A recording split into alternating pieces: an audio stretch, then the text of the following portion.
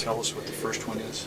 Okay, the first poster that we're looking at here is of Evel Knievel. This is a poster called Collage, and there are two versions of this, and this is kind of an interesting poster because it kind of depicts different times in his life. Okay, here it has him doing a willy, giving the thumbs up peace sign, and this poster is printed in 1973 or 1974. This one right here, this was for a Brill Cream commercial, and this is him in his full dress outfit on the edge of the Snake River Canyon. Okay. Okay. This here is the Sky Cycle. What a lot of people don't realize is there was actually 3 Sky Cycles. There was the prototype, there was this one here, and then there was the one that he actually jumped with at the Snake River Canyon. So there was the X1, X2, and X3. All 3 Sky Cycles were built by a man by the name of Robert Truax, Bobby Truax. And Bobby Truax was instrumental in pioneering the NASA airspace program. This man was responsible for getting men on the moon. Here you have the motorcycle in the sky right here. This is basically another shot of Evel Knievel doing the famous Willie. But down here, this is what Evel Knievel calls the Iron Horse Catwalk. This is standing up on a motorcycle doing a Willie at anywhere from 90 miles an hour to 115 miles an hour. Okay. This is Evel Knievel jumping cars here, and I believe this is at the Los Angeles Motor Speedway back in the 1970s, and I believe that this time he jumped 15 cars. Then down here you have the most famous crash at all. This picture right here represents his crash at Caesar's Palace in 1968, where he broke just about every bone in his body. Here you have another shot of the Sky Cycle here at the bottom of the poster, but you will notice that this Sky Cycle is different than the Sky Cycle that I have above that I have my thumb on above. The reason being is this here was the very first Sky Cycle, and it was tragically lost at the bottom of the Snake River Canyon and never recovered. However, the second one up here that says Sky Cycle X2, where my thumb is right here, was recovered, and it's believed that it was bought by Japanese interests, and it is in a Japanese museum in Japan. Where's the third one? The third one, Evel Knievel is believed to still have in his own possession. And at one time he wanted to start a museum in Butte, Montana. However, it didn't work out. Then he wanted to start a museum in Las Vegas, Nevada, and it is believed that it is storage in Las Vegas. Okay, right down here at the bottom here where I have my thumb, this is Evel Knievel's famous truck.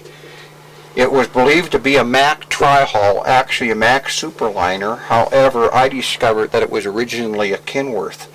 As the story goes, Evel Knievel has a temper. He got into some kind of a beef or fight or whatever with the Kenworth Motor Coach Corporation. So he had the cab tore off the truck and replaced it with a Mack cab. But I heard stories from the other truck drivers, besides myself, that it was originally a Kenworth truck. So I was curious one day, and I crawled under the truck, looked at the frame, and lo and behold, it's stamped right in the frame, Kenworth. Okay, this poster, and you'll notice at the top, Evel Knievel wasn't only a daredevil, but he was a philosopher also. He had his own sayings, and he used to come out with these sayings all the time. And it says on this poster here, I think it is better to risk my life and to be a has-been than to never have been at all, even though crippled and busted in half. It has been better to take a chance and to win a victory or suffer a defeat than to live like others do, who will never know a victory or defeat because they have not the guts to try either. Evel Knievel. And he had sayings like this. This is one of the first posters done of Evel Knievel by a woman here in Butte.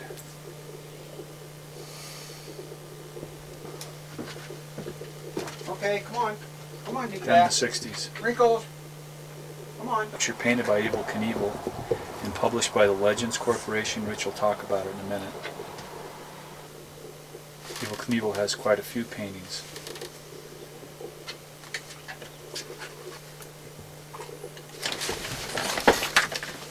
You always got to be into something, don't you?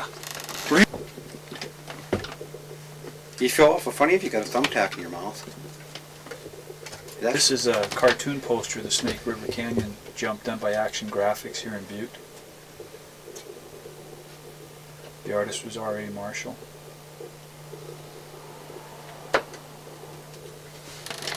Okay, now one more poster I want to put right after that one. Which,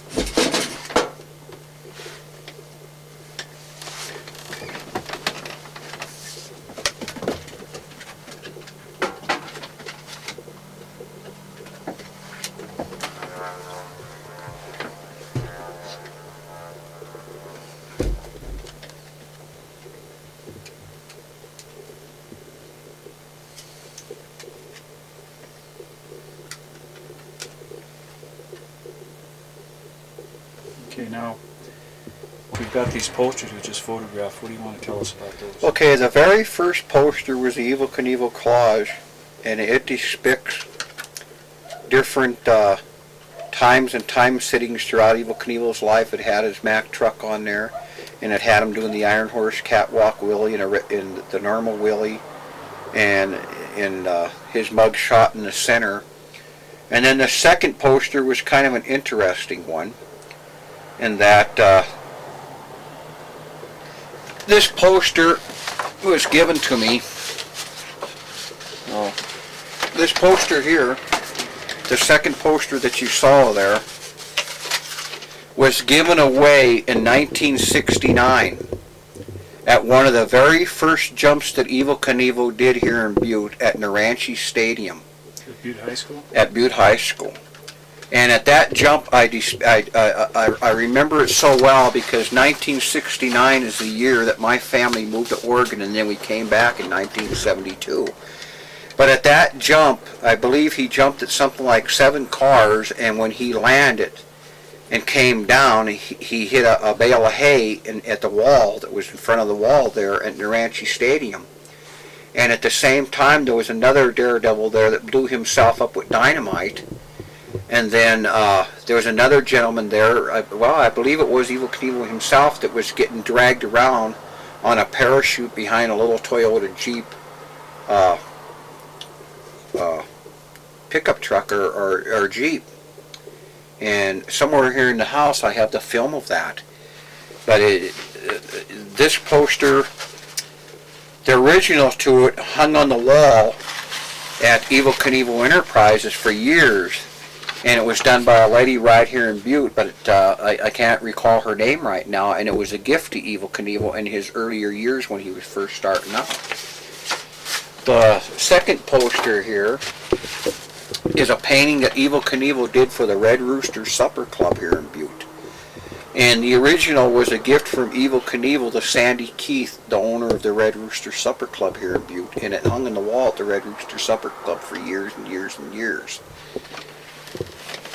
And then, Did the Evel have a lot of paintings? Evel Knievel during this time, an interesting sidelight to the time that he did this poster here for the Red Rooster Supper Club, or this painting here, is Evel Knievel, Jack Ferreter, J.R. Ferreter, and Tina Herring formed what they call Legends Corporation.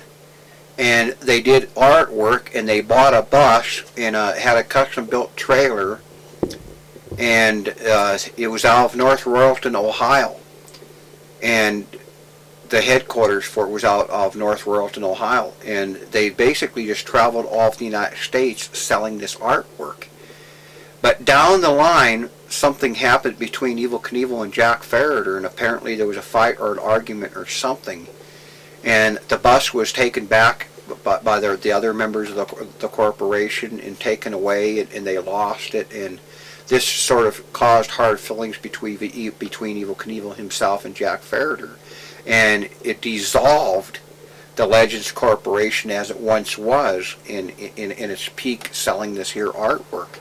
Well, how many and then pictures did they later, sell? Well, there are several. I have here Well, how just off look some at brochures for the Legend Corporation in stationery. And there's brochures, and Knievel did several. This is the bus here, And Evel Knievel did several paintings, but himself, as far as to how many, is really unknown due to the fact that a lot of people believe that Jack Ferreter was basically a true artist and that he was doing most of them, then Evel Knievel was endorsing them and selling them because it was believed that they would sell quicker with the Knievel endorsement than they would the Ferreter endorsement. However, it turned out that Jack Ferreter's paintings years later, and even right now, are more desirable than Evel Knievel's due to the fact that he is legendary in his artwork because he's known as Black Jack Ferreter, and Jack Ferreter had a corporation here in Butte for a long time known as the House of Signs. And he painted signs on the sides of a lot of these buildings here. In fact, over the street over here, he did one on the corner of Jerry's Corner Bar over here for the Butte Brewing Corporation. And he just did several around town. And a few years back, he did the mural across the street from the M&M, which was damaged by fire and water damage. But there were several paintings that they did over the years of Indians and cowboys, and I have a lot of memorabilia on them here. Well, of all the, what percentage of the Evel Knievel related memorabilia do you think you have? Well, there's a lot of it out there. The Evel Knievel 10-speed bicycle, of which I have 2 of them, but they're in storage, and I have them in mint condition. And then there was also the Evel Knievel spider bike. Back in the 70s, they called them a spider bike with a banana seat, and it was custom made, and I had one custom made for me, and it's in storage, but I have photographs here of it. And anyway, an interesting sidelight, it is believed that the Evel Knievel 10-speed bicycle by AMF, which is an affiliate of, by way of Harley Davidson and Ideal and Mattel Toy Corporation, manufactured this bicycle. And during the 1970s, when they first came out, Evel Knievel was giving a lot of them out here at the country club. And now they're highly sought after and highly collectible. You could buy them back then for a total cost of about $190. Now you can't get one for less than $2,000. But Evel Knievel endorsed a lot of products throughout the 1970s, and it is believed that his toys, of which there's a vast amount of, and even a lot of them that were pirated, that came out that he didn't even but had his name on it. But anyway, it is believed that Evel Knievel is the single most seller of endorsed products for Mattel Toy, Ideal Toy Corporation throughout the 1970s and part of the and into history because of his endorsement and the products they came out with. And there was Evel Knievel posters, Evel Knievel pinball machines, Evel Knievel lights, Evel Knievel helmets, Evel Knievel mobile fixtures, Evel Knievel rugs, Knievel curtains, Evel Knievel bed, Evel Knievel record albums, Evel Knievel several books that were written, and it's a multi-million-dollar business. But sadly, because of Evel Knievel and his problems with the IRS and Internal Revenue and not paying taxes, and also because of his involvement with his battle with Sheldon Saltman,